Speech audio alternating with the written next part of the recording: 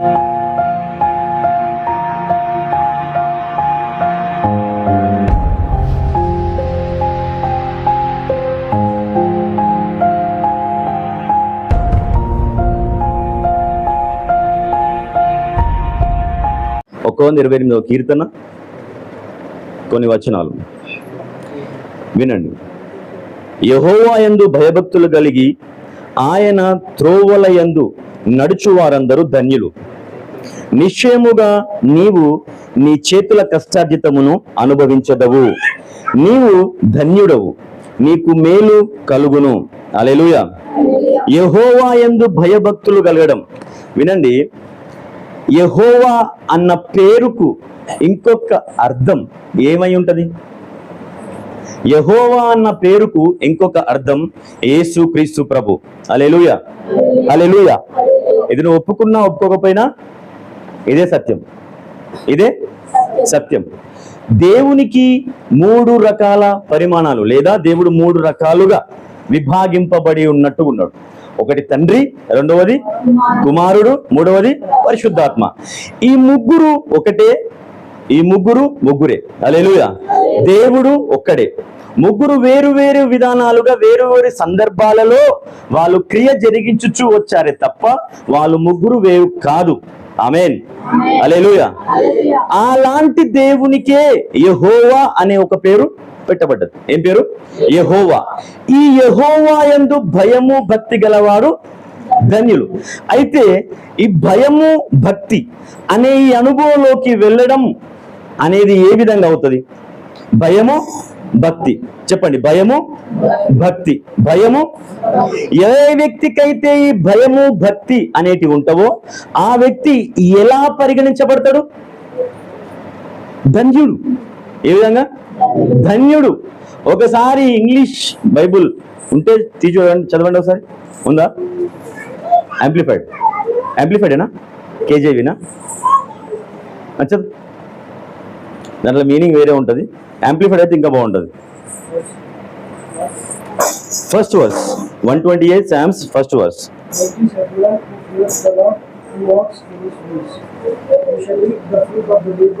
First line ఒకటి చదువు. Blessed. అది ఏంటంట? బ్లెస్డ్. కానీ తెలుగులో ఏముంది? ధన్యుడు. హల్లెలూయా. బ్లెస్డ్ అంటే అర్థం ఏంది? దీవింపబడిన వాడు. ధన్యుడు అంటే అర్థం ఏంది? దరిద్రుడు కానివాడు. ఆల్మోస్ట్ రెండుటికి అర్థం ఒకటే, కానీ ధన్యుడు అన్న మాట కన్నా బ్లెస్డ్ అన్న మాట ఎంత బాగున్నది? దీవించబడ్డవాడు. ఎవరు దీవించబడగలరు? యేసుక్రీస్తు పట్ల భయము భక్తి గలవాడు. కొంతమందికి భయం ఉంటది కానీ భక్తి ఉండదు, కొంతమందికి భక్తి ఉంటది కానీ భయం ఉండదు. అలాగైతే నువ్వు బ్లెస్డ్ కాదు, నువ్వు దీవించబడ్డవాడివి కావు. భయం అంటే నీకు ఎట్లా ఉంటది అని అంటే, దేవుడు అంటే భయం కాదది, దయ్యం అంటే భయం. హల్లెలూయా. నువ్వు ప్రార్థనకు సిన్సియర్గా మోకాలు వంగేది ఎప్పుడు తెలుసా? సంస్కృతికి వచ్చిన తర్వాత. నువ్వు నిజంగా ఉపవాసం ఉండి ప్రార్థన చేసేది ఎప్పుడు తెలుసా? నీ ఇంట్లో ఏదైనా సమస్యలు రేజ్ అయిన తర్వాత. నువ్వంతా సమృద్ధిగా సుఖంగా సౌఖ్యంగా ఉన్నప్పుడు నువ్వు ఉపవాస ప్రార్థన చేయగలుగుతావా? అయితే నువ్వు దేవుడు అంటే భయపడుతున్నావు అని అర్థం. ఉపవాస ప్రార్థన అనేది ఏదో దేవుణ్ణి ఇంప్రెస్ చేయడం కాదు. హల్లెలూయా. ప్రార్థన చేయడం అనేది దేవుణ్ణి ఇంప్రెస్ చేయడం కాదు. ఆ ప్రార్థన వలన ప్రయోజనం నీకే, దేవునిగా. నీ ప్రార్థనను బట్టి దేవునికి ఏమన్నా ప్రయోజనమా? లేదు. మనం చేసే ప్రార్థన మనకే ప్రయోజనం. హల్లెలూయా, హల్లెలూయా. మనం చేసే ప్రార్థన దేవునికి ప్రయోజనం కాదు. సహోదరుడా, సహోదరి, నువ్వు చేస్తున్న ప్రార్థన నీకే ప్రయోజనం. అయితే నీ ప్రయోజనం నువ్వు ఎప్పుడు దేవులాడుతున్నావు?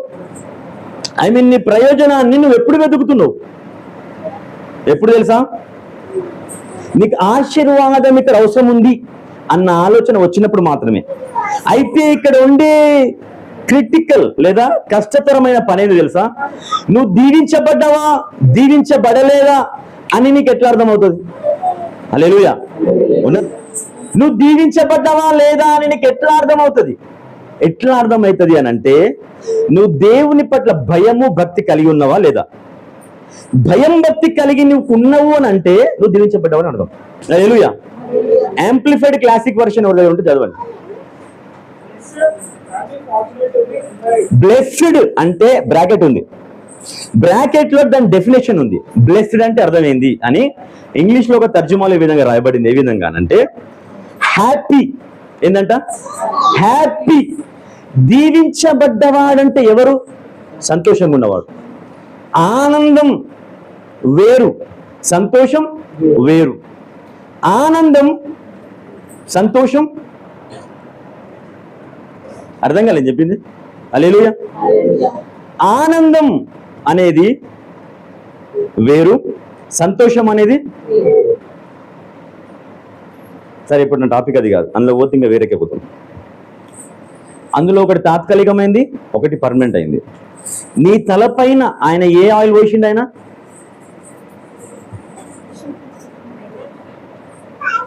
ఆనంద తైలం. ఏ ఆయిల్? అది నిత్యం ఉండేది. అది సంతోష తైలం కాదు.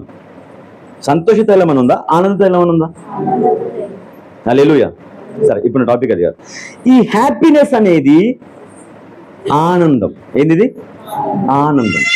ఈ ఆనందం పరలోకం నుండి వచ్చేది. ఇది ఎక్కడ నుండి వచ్చేది? ఇది ఎవరికి వచ్చేది? ఇది దీవించబడ్డ వారికి. ఎవరికి వచ్చేది? ఇది ఏ వ్యక్తి అయితే దీవించబడ్డాడు అని అర్థం కావాలి అని నీకున్నదా?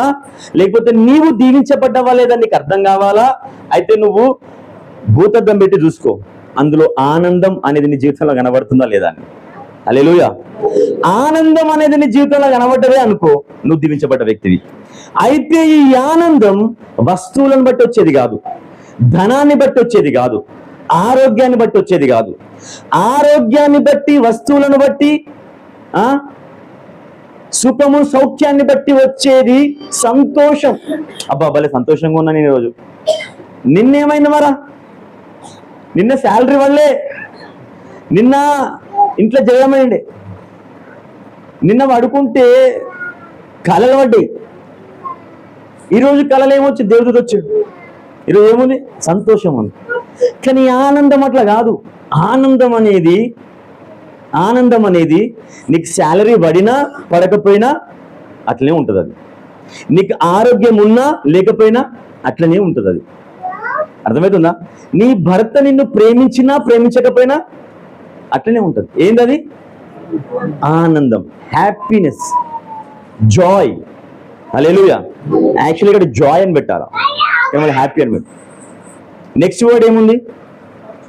ఫార్చునేట్ అంటే అర్థమైంది. ఫార్చునేట్ అంటే అదృష్టం. అదృష్టం. హల్లెలూయా. అదృష్టం అనేది మనం పని చేయకుండానే తట్టేది అదృష్టం. ఇది చెప్పి ముంగటికి వెళ్తాను నేను. ఇలాంటి క్యారెక్టర్స్ ఉన్నవాడే దీవించబడ్డవాడు. హల్లెలూయా. నెక్స్ట్ వర్డ్ ఏముంది?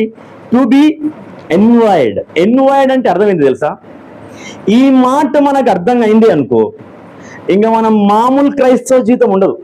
క్రైస్తవ జీవితం అంటే ఆర్డినరీ క్రైస్తవ జీవితం ఉంటుంది, ఎక్స్ట్రాఆర్డినరీ క్రైస్తవ జీవితం కూడా ఉంటుంది. హల్లెలూయా. ఆర్డినరీ క్రైస్తవ జీవితం ఎట్లుంటుంది అని అంటే, నీకు స్తోత్రం నాకు ఆత్రం అన్నట్టు ఉంటుంది. 5 నిమిషాల ప్రార్థన, 30 నిమిషాల మెసేజ్, 4 పాటలు, ఎనఫ్. వాని దరిద్రం వానికే, ఈయన ప్రయాణం. హల్లెలూయా. నువ్వు నీ సమయాన్ని కేటాయించి, నీ పని పక్కన పెట్టి, నువ్వు ప్రయాణం చేసి ఇంత దూరం వచ్చి ఒక అభిషేకించబడ్డ సేవకుని ముందు ఇంత టైం స్పెండ్ చేస్తున్నావు అని అంటే, నీవు ఏదైనా పొందుకోవాల్సిందే కదా. పొందుకోకుండా ఎట్లా పోతావు? యేసుక్రీస్తు ప్రభు ప్రసంగం చేస్తున్నప్పుడు, లేదా యేసుక్రీస్తు ప్రభు మనుషులకు ఎదురుపడ్డప్పుడు, యేసు ప్రభు దగ్గర నుంచి ఎవరైనా ఏమైనా పొందుకోకుండా ఒట్టి చేతులతో పోయిన వాళ్ళు ఉన్నారా? వాక్యంలో ఎవరు లేరు. అలాంటి వాళ్ళు ఎవరైనా ఉండడానికి చెప్పండి. ఎవ్వడు లేడు. హల్లెలూయా. ఆయన అప్పుడున్నట్టే ఇప్పుడు కూడా ఉన్నాడా లేదా? నిన్న నేడు ఏకరీతిగా ఉన్న దేవుడు. హల్లెలూయా. ఆయన మొన్న ఏ విధంగా ఉన్నానో ఈరోజు ఎట్లా లేడని కాదు, డేట్ మారింది. అది మనకు, ఆయనకు కాదు.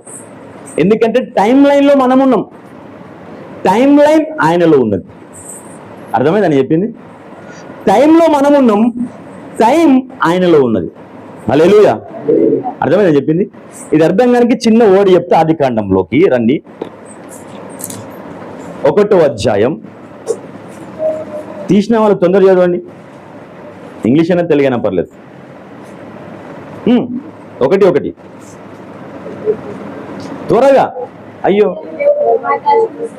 అంత పెద్ద వాక్యం నాకు వద్దు. ఒక వర్డ్,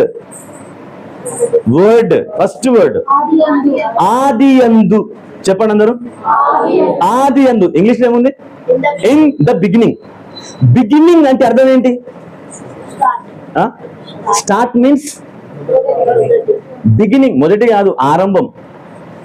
ఆరంభం అంటే that is calculated in the time. అర్థమైందని చెప్పింది. హల్లెలూయా. ఈ ఆది యందు అన్న మాట రాయబడక ముందు ఎవరున్నారు అంటే దేవునిలోనే టైం స్టార్ట్ అయింది. ఆ టైంలో మనం నిలబడ్డాం. నిన్న మొన్న ఈ రోజు అని లెక్క పెడుతున్నాం. కానీ టైం రాకముందు ఎవరున్నారు అక్కడ? దేవుడు వచ్చినాక ఎవరు వచ్చారు? టైం వచ్చింది. ఆ టైంలో మనం ఉన్నాం. హల్లెలూయా, హల్లెలూయా.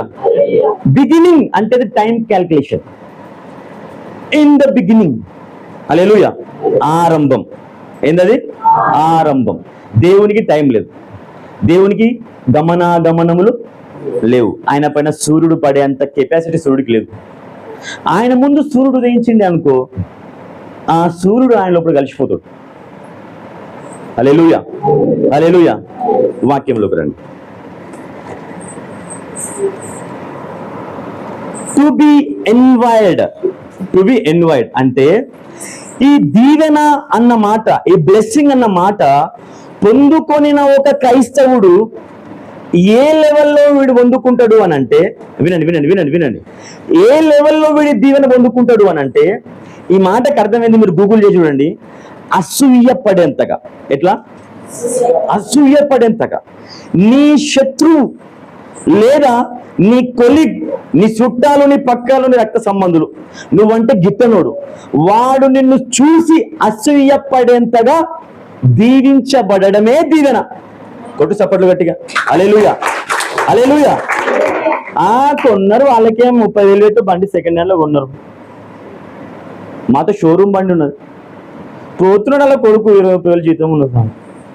మా బీటెక్ అంట, మా కొడుకు ఎంటెక్ అయిపోయింది. ఇట్లుంటుంది దీవెన. ఎట్లుంటుందని అంటే, వాడి ఎంటెక్ చదివి ₹1,00,000 సంపాదించని, నీ కొడుకు బీటెక్ చదివి 30,000 సంపాదించని. కానీ నీ కొడుకుని చూస్తుంటే లోపల ఒక జెలస్ ఫీలింగ్ వస్తుంది. నీకు తెలుసా? ఈ అనుభవం ఉందా? నీకు ఇంట్లో తినడానికి తిండి లేకపోయినా పర్లే, సమృద్ధి ఉన్నోడు నిన్ను చూసి కుళ్ళుకుంటాడు. నువ్వు చూడడానికి మామూలు ఉన్నా పర్లే, నీకన్నా అందంగా ఉన్న ఆడు నిన్ను చూసి మత్సర పడతాడు. ఏం చెప్తున్నా నేను? అది అయిపోయింది అప్పుడే. కుళ్ళుకోడు. నీ శత్రువు ఎంత కుళ్ళుకోవాలో అంత మట్టు కుళ్ళుకునేంత సమృద్ధి కుళ్ళు వాడికి నిన్ను బట్టి కలుగుతుంది. ఆమేన్. అలాంటి బ్లెస్సింగ్స్ ఏదో ఉన్న జీవితం అది కాదు బ్లెస్సింగ్ అంటే. ఇలాంటి బ్లెస్సింగ్స్ నువ్వు పొందుకోవాలంటే నీకు ఏముండాలి? భయము, భక్తి. ఆమేన్. ఈ భయము భక్తి అనేది నీ పరిస్థితులను బట్టి వచ్చేది కాదు సుమా. ఈ భయం భక్తి అనేది నీ లోపల ఉండే పరిశుద్ధాత్మను బట్టి వచ్చేది. యేసుక్రీస్తు ప్రభు ఏమై ఉన్నాడో నీకు అర్థం కావాలి అని అంటే నువ్వు పరిశుద్ధాత్మ పొందుకొనే తీరాల. పరిశుద్ధాత్మను పొందుకున్న అనుభవం నువ్వు లేకపోతే యేసు ప్రభు నీకు అర్థం కాదు. యేసు ప్రభు నీకు ఎట్లా అర్థమవుతాడు తెలుసా? నీవు రక్షణ లేనప్పుడు మొట్టమొదటిసారి ఒక వ్యక్తి బంధకాల్లో ఉన్నాడు అనుకో, రోగంలో ఉన్న వ్యక్తికి యేసు ప్రభు ఎట్లా పరిచయం అవుతాడు?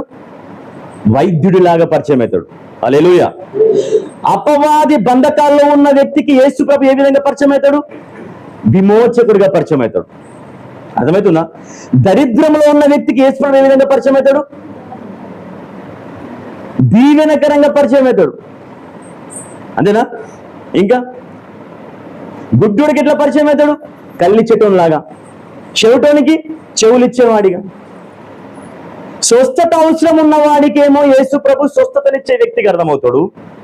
దీవెనలు అవసరం ఉన్న వ్యక్తికి దేవుడు దీవించే వ్యక్తికి అర్థమవుతాడు. ఈ దీవెనలను బట్టి, స్వస్థతలను బట్టి, అద్భుత కార్యాలను బట్టి యేసు ప్రభు నీకు ఈజీగా అర్థమవుతున్నాడు ఒక మార్గాన. బట్ అది కంప్లీట్నెస్ కాదు. అద్భుతాలు, స్వస్థతలు, మహత్కార్యాలు, విడుదలలు అనేటివి యేసుక్రీస్తు ప్రభు క్యారెక్టర్ మాత్రమే. హల్లెలూయా.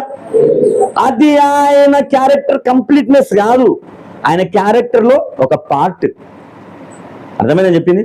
ఫర్ ఎగ్జాంపుల్, నేను నా భార్యకి భర్తగా పిలువబడుతున్నా, అదే నేను నా పాపకి తండ్రిగా పిలువబడుతున్నా, నా తమ్ముడికి అన్నగా పిలువబడుతున్నా, నా తండ్రికి కొడుకుగా పిలువబడుతున్నా, నా అత్తకి అల్లుడిగా పిలువబడుతున్నా. నేనొక్కడినే ఇన్ని రోల్స్. ఇది ఎట్లనో నేను ఒక కొడుకుగా ఒక భాగం, ఒక భర్తగా ఒక భాగం, తండ్రిగా ఒక పార్ట్, ఒక్కొక్క యాంగిల్. అదేవిధంగా యేసుక్రీస్తు ప్రభు కూడా ఆయనలో ఉండే ఒక లక్షణం స్వస్థతలు చేయడం. ఆమేన్. యేసుక్రీస్తు ప్రభు కూడా ఆయనలో ఉండే ఒక లక్షణమే విడుదల ఇవ్వడం. హల్లెలూయా. యేసు ప్రభు యొక్క ఆయన లోపల ఉండే ఒక లక్షణమే దీవెనివ్వడం. అర్థమైందా? ఆయనలో ఉండే ఒక్క సైడ్ షేడ్ నువ్వు అనుభవించినావు అనుకో, నీ శత్రువులను చూసి కుళ్ళుకుంటారు. ఆమేన్. నువ్వు దీవించబడ్డామంటే ఆర్డినరీగా నువ్వు దీవించబడకూడదు, ఈ విధంగా దీవించబడాలా. ఈ విధంగా నువ్వు దీవించబడాలి అని అంటే నువ్వు పరిశుద్ధాత్మతో నింపబడే తీరాలా. ఆమేన్. యేసుక్రీస్తు ప్రభు యొక్క అనుభవం గురించి ఒకటి మాట్లాడతా. ఏంది అని అంటే, యేసుక్రీస్తు ప్రభు వృత్తిరీత్యా ఆయన వడ్రంగి వాడు. ఏమై ఉన్నాడు ఆయన అంటే కార్పెంటరీ. ఆ కార్పెంటరీ పనిచేసేటాన్ని స్కూల్కి పోలే. ఆ కార్పెంటరీ పనిచేసేట ఆయన పెన్సిల్ పెన్ ఎప్పుడు పట్టలేదు చేతిలో. ఆయన ఒక వయసు వచ్చిన తర్వాత సమాజ మందిరంలో కూర్చొని ఆయన ధర్మశాస్త్రం గురించి మాట్లాడుతున్నప్పుడు ఆ మాటలు విన్న శాస్త్రులు, పరిసయ్యులు, మిగతా వారందరూ ఏమన్నా తెలుసా, అరే మనం చూస్తున్న ఈ యేసు ఆ వడ్రంగి వాడైన యోసేపు కుమారుడే కదా, అతనే కదా అని వాళ్ళు ఏమన్నారు, ఆశ్చర్యపోయారు వాళ్ళు, డిస్కషన్ చేసారు వాళ్ళు. లూకా సువార్త 3వ అధ్యాయంలో రాయబడింది యేసు రక్త విజయం. హల్లెలూయా. అదే యేసుక్రీస్తు ప్రభు సమాజ మందిరంలో పోయి ప్రసంగిస్తున్నప్పుడు మళ్ళీ ఏమన్నారు, అరే ఈయన మన పూర్వీకులు మాట్లాడతలేరే, శాస్త్రులు పరిస్థితులు మాట్లాడలేదు, ఈయన అధికారంతో మాట్లాడుతున్నారు. ఎట్లా మాట్లాడుతున్నాడ? అధికారంతో మాట్లాడుతున్నారు. హౌ ఇట్ ఇస్ పాసిబుల్ అని వాళ్ళు ఏమైపోయారు, వాళ్ళు షాక్ అయిపోయారు. అదే యేసుక్రీస్తు ప్రభు తన శిష్యులైన 12 మంది శిష్యులతో కలిసి దోనెక్కిండు. సముద్రం అలలతో కొట్టుకుంటున్నది. అప్పుడు ఆయన మాట్లాడాడు, సముద్రమా స్టాప్ ఇట్, క్వైట్. అది చూసిన వాళ్ళు ఏమన్నారు, అరే బాప్రే కోనేరి ఆద్మీ. Hallelujah. How it is possible? ఈయనకున్న అనుభవం ఏంది? హల్లెలూయా. ఈ యేసుక్రీస్తు ప్రభుకున్న అనుభవం ఏంది అని అంటే, ఆయన యోర్దాను నదిలో నీటి బాప్తిజం పొందుకున్న తరువాత ఆయన ప్రార్థించుచుండగా పరిశుద్ధాత్మతో ఆయన నింపబడ్డాడు. ఆమేన్. ఏ వ్యక్తి అయితే ఇలాంటి అనుభవంలోకి వస్తాడో ఆ వ్యక్తి తప్ప ఎవరు కూడా దీవించబడ్డానికి. యేసు ప్రభు దగ్గర ఏ ఆస్తి ఉంది? యేసు ప్రభు దగ్గర ఎంత అంతస్తుంది? యేసు ప్రభు దగ్గర ఆ టైంలో ఎంత ధనం ఉంది? ఏం లేదు, చదువు కూడా లేదు. కానీ ఆయనను చూసి వాళ్ళు ఏం చేసుకున్నారు? కుళ్ళుకున్నారు. కొట్టు చప్పట్లు గట్టిగా. హల్లెలూయా, హల్లెలూయా. ఆ దీవెన పొందుకోవడానికి కారణం ఏంది? పరిశుద్ధాత్మతో నింపబడ్డాడు. ఈ పరిశుద్ధాత్మతో నింపబడ్డ వ్యక్తిలో ఉండే ఒక క్యారెక్టర్ ఏంది తెలుసా? దేవుడంటే భయం, భక్తి. దేవుడంటే భయం, భక్తి. దేవుడంటే నీకు భక్తి ఉండి కేవలం నడవదు, భయం ఉంటే కేవలం నడవదు. భక్తి అనగా ఏంటి? భయం అనగా ఏంది? భయం అంటే దేవునికి వ్యతిరేకంగా నువ్వు చేస్తున్న పనులను బట్టి నీకు వస్తున్న ఒక ఆలోచన ఉంటుంది చూడు, అరే ఈ జయగుద్దురా, ఈ జయోద్దురా, దేవునికి నచ్చదు. అర్థమవుతుందని చెప్పింది. ఈ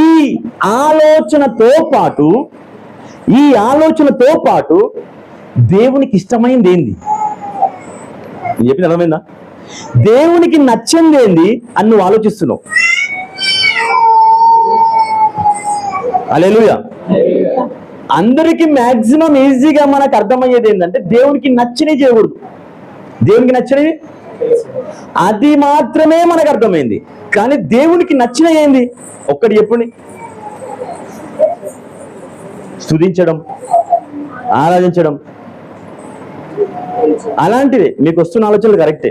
యేసు రక్తమే జయం. దేవునికి నచ్చనివి చేయకుండానట్లుగా ఉండి అదే సమయంలో దేవునికి నచ్చినవి నువ్వు చేస్తూ ఉంటేనే అది ఏ భయం. హల్లెలూయా. మరి భక్తి అంటే, ఈ భక్తి అన్న మాట గ్రీక్ లో ఒక పదం అక్కడ ఉపయోగించు, గ్రీక్ బైబిల్లో అక్కడ ఉపయోగింపబడ్డ ఆ మాటకి అర్థం చెప్తా. ఏంది అని అంటే, దేవుణ్ణి మన ఇనిషియల్ గా, మన అంతర్గతంగా దేవుని పైన ఆనుకునడం. అర్థమైందా? దేవుని పైన ఆనుకోవడం అంటే అర్థమైంది అని అంటే, సిచ్యువేషన్స్, పరిస్థితులు నీకు అనుకూలంగా లేనప్పుడు నీకున్న బలాన్ని నువ్వు ఆశ్రయించడం కాదు. నీకు బలం ఉండని, కానీ ఆ బలాన్ని నువ్వు ఆశ్రయించకుండా దేవుని పైన నువ్వు ఆధారపడడానికి నువ్వు పరిగెడతావు చూడు, అది అంతర్గతంగా దేవుని పైన అనుకోవడం అంటే. హల్లెలూయా. అర్థమైన సపోర్ట్లు కొట్టి దేవుని మహిమపరచండి. అర్థం అయితేనే, ఉట్టి కాదు, నాకు ఇంప్రెస్ చేయడానికి కాదు. నీకు అర్థం అయినా కాకపోయినా నేను చెప్తా. అర్థం కాకుండా క్వశ్చన్ మార్క్ పెట్టినావు అనుకో మళ్ళీ చెప్తా, అంతే. మళ్ళీ అర్థం కానట్టు చెప్పినావు అనుకో నేను యూట్యూబ్ చూసుకోమని చెప్తా. హల్లెలూయా, హల్లెలూయా, హల్లెలూయా. అయితే ఈ భక్తి అనేది మనం ఏ విధంగా క్రియారూపకంగా చేయగలం? ఈ భక్తి మనము ఏ విధంగా క్రియారూపకంగా చేయగలం? ఏం చేస్తే నువ్వు భక్తి అనే దాంట్లోకి వెళ్తావు? ఏం చేస్తే నువ్వు భక్తి చేయకుండా ఉండవు? ఏం చేయాలా? కీర్తనల గ్రంథం 1వ అధ్యాయం రండి.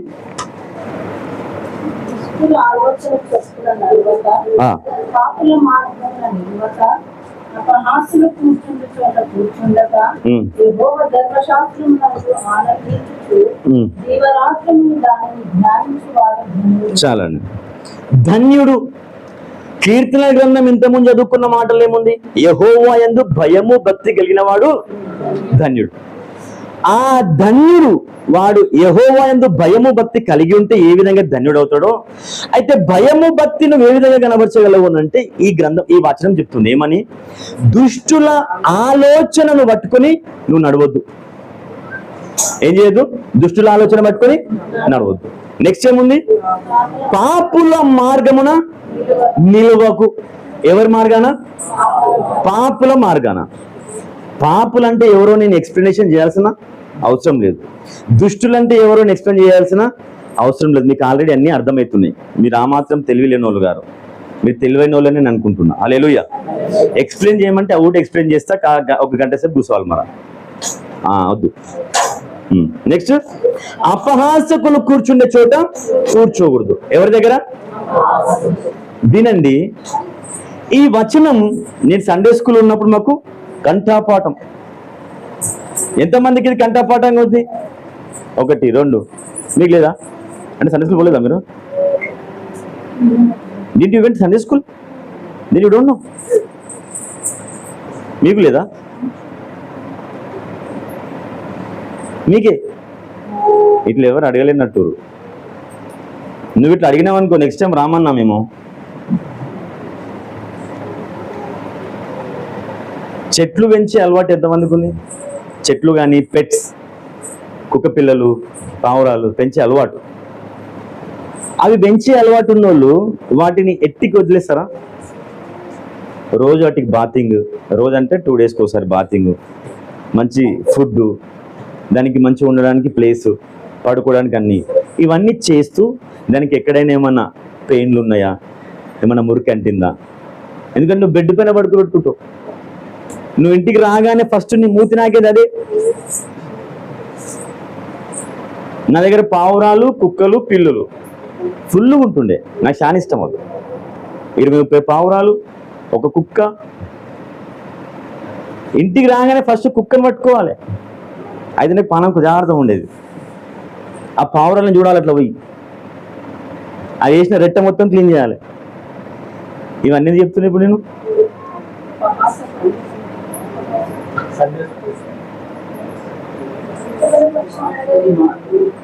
ఇదో క్వశ్చన్ అడిగిన ఏంది అది? ఇది కంఠపాఠం లేదని. ఎందుకు ఇట్లా అడుగుతున్నా, అది రైట్. ఆ కుక్క నేను పెంచుకున్నా కాబట్టి దాని గురించి నాకు కన్సర్న్ నాకు ఉంటుంది, అర్థమైందా? ఆ పావురాలను ప్రేమతో పెంచుకున్నా కాబట్టి వాటిని గురించిన బాధ్యత. ఆ పూల మొక్కలు, ఆ కూరగాయల మొక్కలు నేను పెంచుకున్నా కాబట్టి వాటి గురించిన బాధ్యత. వాటికి పురుగు పట్టిందా, ఏమో నాకు ఎండిపోయిందా, వాటికి టైంకి నీళ్ళు పడ్డాయా లేదా, అన్ని చూడాలి చెక్ చేసి. ఇప్పుడు మాటికి నీళ్ళు వస్తున్నాయి అనుకో, మొక్కకు నాట్లు వచ్చినాయి అనుకో, ఏమంటది? ఏం వస్తావా ఓకే నీళ్ళు జరిగా అంటదా? ఒకవేళ అట్లా అన్నది అనుకో, ఎవరికి నష్టం? మొక్కకి నష్టం. 2 రోజుల కోసం స్నానం చేపిస్తావు అని కుక్క అనేది అనుకో, ఎవరికి నష్టం? దానికి గజ్జిపూలు వెళ్తాయి, దానికి నష్టం. అంటే ఇప్పుడు వద్దులే, కుక్క అంటే జర బాగాలేదు మీకు, నాకైతే నచ్చింది అది, నో ప్రాబ్లం. ఎందుకంటే అది మా డాడీ చేసిందే కదా. పేతురుకు వచ్చిన దర్శనం లోపల దేవుడు చెప్పిన మాట ఏంది అని అంటే, భూమి మీద ఉన్న చతుష్పద జంతువులు, ప్రాకే పురుగులు అవన్నీ పరిశుద్ధపరచబడినవే అని. తెలియదా? తెలుసా? Very good. అయితే ఏం చెప్తున్నా ఇప్పుడు నేను, ఆ పూల మొక్కలు, ఆ మొక్క మంచిగుందా లేదా అని చూసుకునే బాధ్యత ఆయనకు ఉన్నప్పుడు, చూసుకోకుండా దాన్ని వదిలిపెడితే ఎవరు ఎండిపోయేది? అదేవిధంగా యేసయ్య పూల తోట, ఇది ఎవరి పూల తోట? యేసయ్య పూల తోట. ఏ మొక్క ఏ విధంగా ఉన్నదో, అది మొలిచిందా లేదా, ఫలించినా లేదా అని చూసుకునే బాధ్యత దేవుడు నాకు ఇచ్చినప్పుడు, దాన్ని చూసే అర్హత నాకు ఉన్నదా లేదా? చూడొచ్చా లేదా? చూడొద్దంటే చెప్పు, నేను మీ జోలికి రాను. హల్లెలూయా, హల్లెలూయా, హల్లెలూయా. యేసు రక్తమే చేయండి. అట్లా నేను సండే స్కూల్లో ఉన్నప్పుడు నాకు కంఠపాఠం ఇది, దుష్టుల ఆలోచన చెప్పుడు నడవకూడదు. అయితే నాకు అప్పుడు అర్థం కాలేదు, ఇది నాకప్పుడు అర్థం కాలేదు. ఆ దుష్టులే కనిపించారు నాకు, ఇంకెవరున్నారు? ఆ పాపులే కనిపించారు, అపహాసకులే కనిపించారు.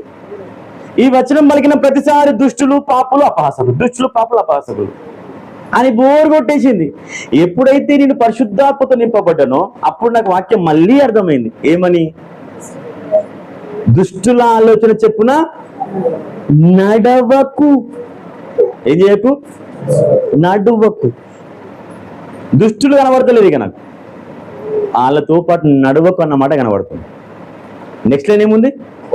పాపుల మార్గమున నిలబడకు. ఏం చేయొద్దంట? నడవద్దు, నిలబడొద్దు.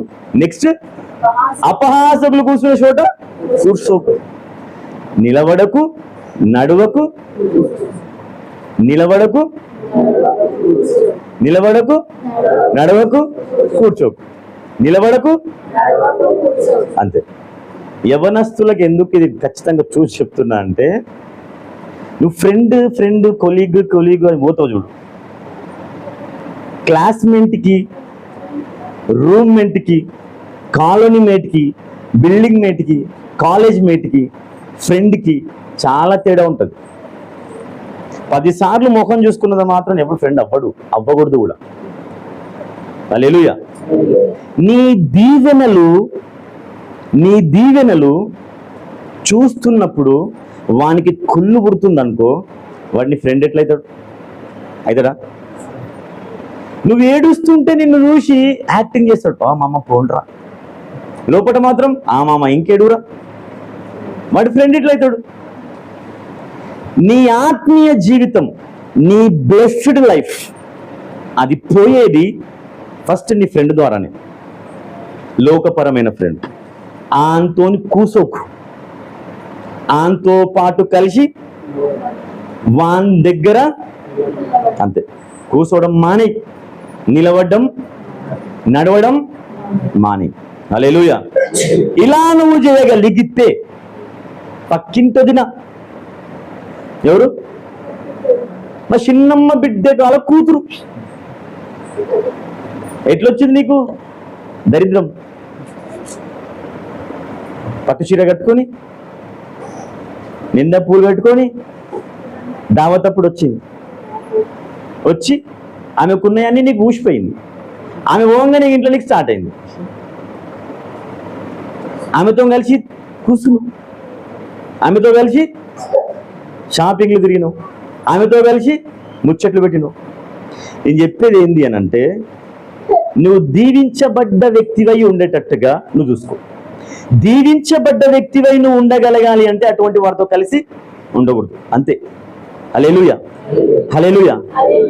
కూసున్నా నువ్వు విశ్వాసంతోనే కూర్చోవాలి. అంటే నీ దీవెనని ఇష్టపడే వ్యక్తితో నువ్వు కూర్చోవాలి.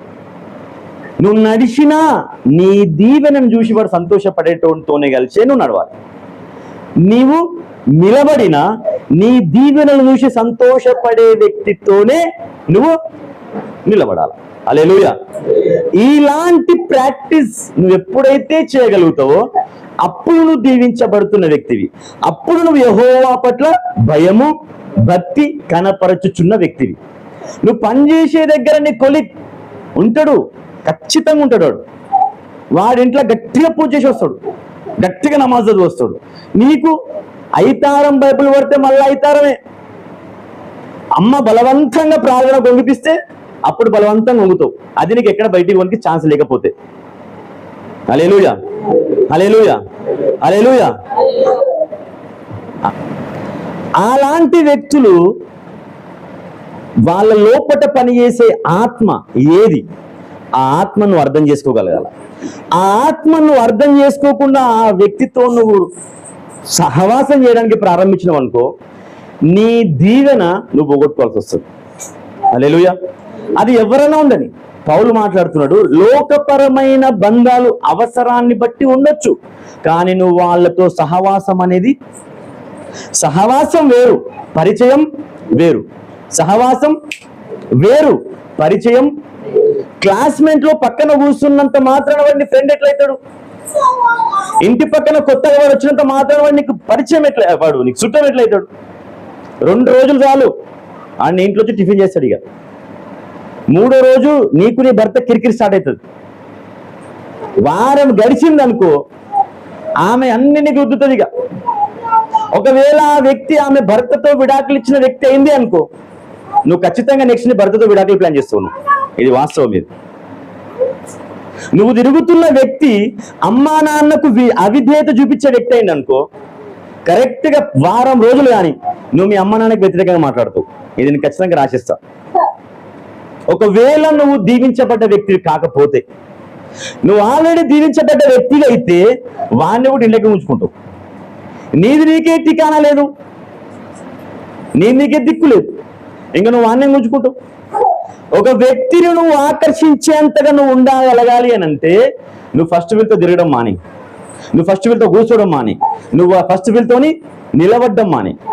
మరి నువ్వు నిలబడకుండా కూర్చోకుండా నువ్వు నడవకుండా వాళ్ళతో ఉండగలగాలి అని అంటే ప్రపంచంలో ఏడుంది వాళ్ళు లేని జాగా ఉన్నది? ఏమన్నా కాలేజీకి పోయినా ఉంటారు, ఇంట్లోకి వచ్చినా ఉంటారు. ఇంటి పక్కన దావత్లకు పోయినా వాళ్ళే, చుట్టాల దగ్గరికి పోయినా వాళ్ళు, ఏడికి పోయినా. ఈ జనరేషన్లో ఎట్లున్నారు అని అంటే, వానికి తాగే అలవాటు లేకపోతే మనకి ఇజ్జత్ లేదు, తాగే అలవాటు లేకపోతే మనకి ఇజ్జత్ లేదు, గర్ల్ ఫ్రెండ్ లేకపోతే మనకి వాల్యూ లేదు. నేను హైదరాబాద్కి పోయిన 5 సంవత్సరాల క్రితం. ఎందుకు పోయినా నాకే అర్థం కాదు. అక్కడ చర్చిలో పిల్లలు కనిపిస్తారు, వీళ్ళకన్నా చిన్నోళ్ళు, వీళ్ళకన్నా చిన్నోళ్ళు. 1st class, 2nd class, 3rd class. నువ్వే క్లాసు? 2nd క్లాసా? 6th class. 1st class, 2nd class పిల్లల గురించి మాట్లాడుతున్నాను. వాడు వచ్చినాక వాళ్ళ ఫ్రెండ్లు వస్తున్నారు, నాకు చెప్తున్నాడు, మనోజంకుల్ నీకు సంగతి తెలిసారు అంటే, ఏమైందిరా అని. మా ఫ్రెండ్ వాళ్ళ గర్ల్ ఫ్రెండ్కి ప్రపోజ్ చేసింది నాకు. రియా వెనక్కి దొబ్బెట్టు చూసిన, బట్ ఇది వాడు సరిగ్గా కనబడతలేదు నాకు. వాడు ఎందుకుంటాడు, ఆయన ఫ్రెండ్ గర్ల్ ఫ్రెండ్కి ప్రపోజ్ చేసిండంట. వాడు మరి ఏమైందిరా అని యాక్సెప్ట్ చేసింది. Numbers exchange చేసుకున్నారంట. 1st క్లాస్ పోడు చెప్తున్న మాట ఇది.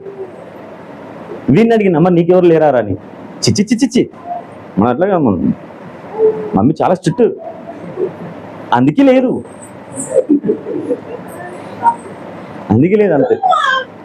వాని ఏజ్ ఏంది, వానికి ఏం తెలుసు గర్ల్ ఫ్రెండ్ అంటే, ప్రపోజల్స్ అంటే. ఏం మాట్లాడుతున్నాం మనం?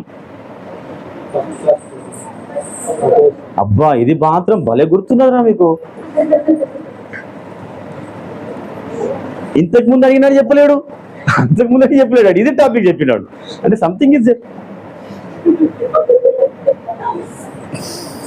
అట్లా ఆ పిల్లల మనస్సు లోపట అలాంటి ఆలోచనలు పుట్టుకోవడానికి గల కారణం ఏంది? అలాంటి వాళ్ళు కూడా చెడిపోతున్నారు. అర్థమైందా? కాబట్టి అలాంటి వాళ్ళతో కలిసి నీ పిల్లలు తిరిగిర్రే అనుకో, వాళ్ళు కూడా అలాంటి నేర్వకుండా ఉండరా? ఖచ్చితంగా నేర్స్తారు. కాబట్టి వాడు బయటికి పోకముందే నువ్వని దీవించి పంపి. ఏం చెయ్యు? దీవించి పంపి. ఇదంతా దీవెన గురించే మాట్లాడుతున్నా. హల్లెలూయా, హల్లెలూయా. పిల్లలకు దీవెనలు రావాల్సింది ఎవరి దగ్గర నుంచి? అబ్బో, నేను చెప్పాల్సిన అవసరం లేదు. తల్లిదండ్రులు పిల్లలను దీవించాలి. ప్రతిరోజు మీరు ప్రార్థన చేస్తున్నప్పుడు పిల్లల తలపైన చేయబెట్టి వాళ్ళకి బ్లెస్సింగ్స్ ఇవ్వండి. ఆ బ్లెస్సింగ్స్ వాళ్ళని ప్రొటెక్ట్ చేస్తాయి. ఏం చేస్తాయి? కాపాడుతాయి వాళ్ళని. ఎట్లా కాపాడుతాయి? ఎవరితో పడితే వాళ్ళతో తిరగకుండా, ఎవరితో పడితే వాళ్ళతో చాటింగ్ చేయకుండా, ఎవరితో పడితే వాళ్ళతోని మాట్లాడకుండా. రాత్రి 12 అవుతుంది, ఆడి ఫోన్లో గుసగుసలాడుతూనే ఉంటాడు. ఎవరితో మాట్లాడుతున్నావు అంటే ఏం లేదు. అమ్మ నాయనకు తెలుసు, కానీ వాళ్ళు ఏమనుకుంటారు తెలుసా? అబ్బా, నా కొడుకు పెద్దగా అయ్యిండు, నా కొడుకు. ఇలాంటి కొంతమంది ఉంటారు. ఇంకొంతమంది ఎట్లుంటారు? ఏమా కొడుకు అసంటాడు కాదు, ఓవర్ కాన్ఫిడెన్స్. వాళ్ళకేం తెలుసు వెనకాల బునాదులు వాడు బిల్లర్లు వేస్తున్నాడని. ఒకరు రిబ్బన్ కటింగ్ వెళ్తాడు ఆయనకి, నాయన రిబ్బన్ కట్ చేయండి. ఆ బిల్డింగ్ కట్టినా తెలియదు ఆయనకి. పాపం నమ్మకం, గుడ్డి నమ్మకం.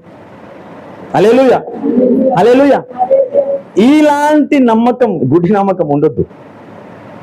పిల్లలను స్ట్రిక్ట్గా ఉంచుకో. ఆ స్ట్రిక్ట్నెస్ కూడా ఒక బ్లెస్సింగే. హల్లెలూయా. పిల్లలను ఎవరితో నడిపిస్తున్నావు? పిల్లలను ఎవరితో పాటు కూర్చోబెడుతున్నావు? పిల్లలను ఎవరి దగ్గర నిలబెడుతున్నావు? అది జాగ్రత్తగా చూసుకో. ఆమేన్. కూర్చోబెట్టడం అని అంటే ఫోన్ ఇచ్చి కూర్చోబెట్టకు. ఏం చేయకు? ఫోన్ ఇచ్చి కూర్చోబెట్టకు.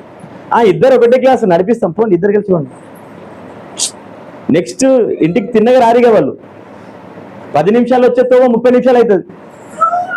అట్లా వస్తే ఒక సిగరెట్, సాయంత్రం ట్యూషన్ అని చెప్పి ఒక సిగరెట్, ఏడిపోయిన స్పెషల్ క్లాసు. ఇవన్నీ నాకు తెలుసు, నేను చేసిన కాబట్టి. హల్లెలూయా, హల్లెలూయా. అట్లా అని చెప్పి మన ఆయనే ఫ్రీగా ఇవ్వలే. ఆయన చూస్తేనేమో కొనుక్కు పుట్టేది. ఆయన ఎంత హార్డ్ అని అంటే అంత హార్డ్.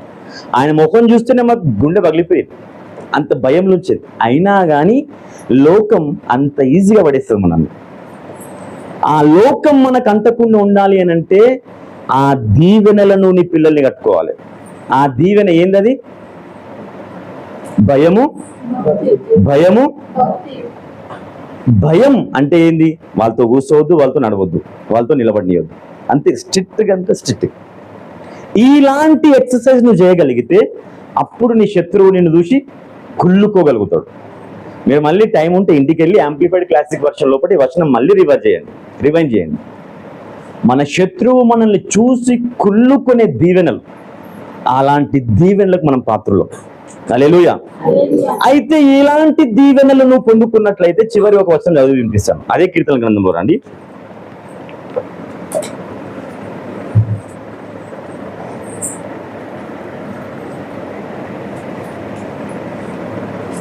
మూడవ వచనం. నీ లోగిట నీ భార్య ఫలించే ద్రాక్షావల్లిగా ఉండును, ఒలీవ మొక్కల వలె ఉంటారు. విన్నారా? భార్యకి పిల్లలకు చెప్తున్నాడు. అంటే ఆ నడవడము, కూర్చోవడం, నిలవడం ఎవరికి చెప్తున్నాడు? ఇప్పుడు ఇంటి యజమానికి. అయ్యో, మీకు అర్థం కాలేదు కదా. ఈ వచనం ఎవరికి చెప్తున్నాడు? ఇప్పుడు అదే వచనం భార్యకి, పిల్లలకి. అంటే వీళ్ళు దీవించబడ్డ వాళ్ళు ఎట్లుంటారు? ఎట్లా? నీ భార్య నీ లోగిట ఫలించు ద్రాక్షవల్లి ఉంటది, నీ పిల్లలు ఒలీవ మొక్కల్లాగా ఉంటారు. ఎవరికి ఆ మాట చెప్తున్నాడు? ఇంటి యజమానికి. ఇంటి యజమాని ఎవరు? భర్త. ఆ భర్త నిలబడొద్దు ఎవరితో పడితే వాళ్ళతో. ఆ భర్త ఎవరితో పడితే వాళ్ళతో కూర్చోవద్దు. ఆ భర్త ఎవరితో పడితే వాళ్ళతో తిరగొద్దు. ఇంటి యజమాని ఒక విధంగా అలా ఉండగలిగితే తన భార్య ఏమైపోతుంది? ఆమె ఫలించే ద్రాక్షవల్లి. ఏమవుతుంది? ఆమె భర్త ఆ విధంగా ఉంటే భార్య విధంగా ఉంటుంది, తండ్రి ఆ విధంగా ఉంటే పిల్లలు ఎట్లుంటారు? ఒలీవ మొక్కల వలె. హల్లెలూయా. ఒలీవ మొక్కలు అంటే అర్థం ఏంటి? ఆలివ్ ఆయిల్ తెలుసా? ఆలివ్ ఆయిల్స్ అది ఫుడ్లో యూజ్ చేస్తాం, కుకింగ్లో యూజ్ మెడిసిన్లో యూజ్ చేస్తాం. ఆలివ్ ఆయిల్కి మించిన ఆయిల్ ఇంకోటి ఏదైనా ఉందా? ఏది లేదు. నీ పిల్లలకి మించిన ఇంకోళ్ళు ఉంటారా? అది నీకు అర్థం కావాల్సింది. ఎప్పుడు అది యెహోవా యందు భయభక్తులు కలిగి ఉంటాయి. భయం అంటే నువ్వు మనకి ఎట్లుంటుంది అని అంటే, మన దరిద్రాన్ని చూసి భయం అది కాదు, అపవాది మనల్ని ఎంటబడుతుంటే అది కాదు, అపవాది రాని రాకపోని, దరిద్రం ఉన్నా లేకపోయినా నీకు ఎవరంటే భయం ఉండాలి? దేవుడు అంటే భయం ఉండాలి. ఆ దేవుడంటే ఉండే భయం నిన్నేం చేస్తుంది? ఎక్కడ పడితే అక్కడ కూర్చోనివ్వదు, నిలబడినివ్వదు, నడవనివ్వదు. అర్థమవుతుందా? ఇలాంటి యాటిట్యూడ్, ఇలాంటి క్యారెక్టర్ నీకు ఉన్నది అని అంటే నీవు యెహోవా యందు చెప్పాలా? యెహోవా యందు. ఇప్పుడు మిమ్మల్ని మీరు ఒక్కసారి పరిశీలన చేసుకోండి. నువ్వెవరితో కూర్చుంటున్నావు? ఎవరితో నడుస్తున్నావు? ఎవరితో నిలబడుతున్నావు? కూర్చొని నడిచి నిలబడితే ఏమవుతుంది సార్? అది నేను చెప్తాను. నువ్వు ఈ క్వశ్చన్ ఎవరికి వేయాలి? ఆ కీర్తన గ్రంథం రాసిన దావీదుకి వేయాల్సి వస్తుంది. హల్లెలూయా. కూర్చుంటే ఏమైనా అవుతుందా? ఏమైనా అవుతుందా? అవుతుంది. అరే కలిసి పోయినాం, అట్లా పోతే మార్కెట్లో కలిసినట్లు పోయినాం అంతే. అవుతుందా? అవుతుంది. మరి ఇలాంటి ఉన్నప్పుడు మరి సువార్త ఎప్పుడు చెప్పాలి? డౌట్ వస్తుందా? వాళ్ళకి దేవుణ్ణి ఎప్పుడు పరిచయం చేయాలి మనం? ఇది ఆలోచన వచ్చింది ఎవరికైనా? ఇంత దూరం ఎవరు ఆలోచించలేదా? హల్లెలూయా. ఇట్లా ఆలోచించలేదా? వాళ్ళతో నడవద్దు అంటున్నావు, వాళ్ళతో కూర్చోవద్దు అంటున్నావు, వాళ్ళ పక్క నిలబడద్దు అంటున్నావు. అలాంటప్పుడు మరి అన్నిటికీ మనం ఎప్పుడు యేసుప్రభువుని పరిచయం చేయాలి? ఒక తాగుబోతు ఎట్లా మారాలి? తాగుబోతును మార్చేంత స్థితి మనకి లేదు ఇప్పుడే. ఫస్ట్ నిన్ను నువ్వు కట్టుకో, నువ్వు దీవించబడు. ఫస్ట్ ఏం చేయాలి? ఫస్ట్ నువ్వు ఫలించు. నువ్వేం చేయి? నువ్వు ఫలించు, నువ్వు దీవించబడు. ఆ తరువాత నీ దీవెనలను చూసి వాడు అట్రాక్ట్ అయ్యి నీ దగ్గరకు వస్తాడు. కొట్టు చప్పట్లు గట్టిగా. ఒకవేళ నీ దీవెనలను చూసి వాడు కుళ్ళుకున్నాడా, వాడు నీకొద్దు. దాని గురించి ప్రార్థన చేయడం కూడా టైం వేస్ట్. నేను చెప్పిన లాజిక్ మీకు అర్థమైందా? నువ్వు దీవించబడ్డట్లయితే ఆ దీవెనలను చూసి వాడు సంతోషపడుతున్నాడా, వాడితో కలిసి తిరుగు. వాడు ఒకవేళ హిందూ అయినా పర్లేదు, వాడు తాగుబోతైనా పర్లేదు, వాడితో కలిసి కూర్చో, వాడితో కలిసి నడు. ఎప్పుడు నీ దీవెనలను చూసి వాడు కుళ్ళుకోకుండా సంతోషపడతాయి. ఒకవేళ నీ దీవెనలు చూసి వాడు కుళ్ళుకుంటున్నాడే అనుకో, ఏం చెయ్యి? కూర్చోకు, అంతే. నువ్వు కూర్చొని నిలబడి మాట్లాడి నోటి నిన్ను చూసి కుళ్ళుకున్నాడే అనుకో, వాడికి ఏమవుతాడు? అది. హల్లెలూయా. ఈ వాక్యం మీ హృదయంలో జొచ్చుకొని పోయిందని నేను నమ్ముతున్నా. ఆమేన్, ఆమేన్. ఎంతమంది దీవించబడ్డారు వాక్యంతో? నేను మాత్రం దీవించబడ్డా. ఇప్పుడు జర్నీ చేస్తూ వస్తున్నప్పుడు దేవుడు ఇచ్చిన ఆలోచన, అందుకే ఆ వచనం ఏడుందని చెప్పి వెతికిన ఫోన్లో, అంతే. హల్లెలూయా, హల్లెలూయా.